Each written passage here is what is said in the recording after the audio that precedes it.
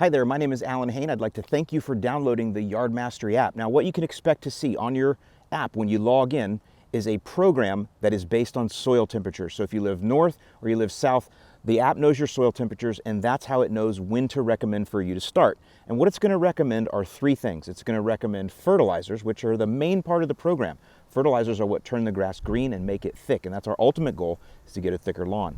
The second thing that will be recommended is a pre-emergent. That's called prodiamine. That's the name of it. That's the active ingredient. And what that does is it stops crabgrass. So that goes down early in the spring, and that's recommended by Soil Temps also.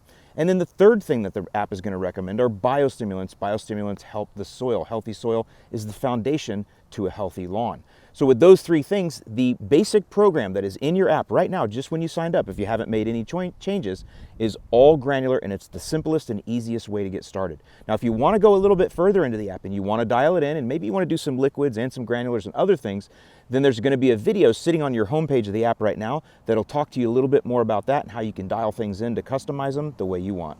I'll see you in the lawn.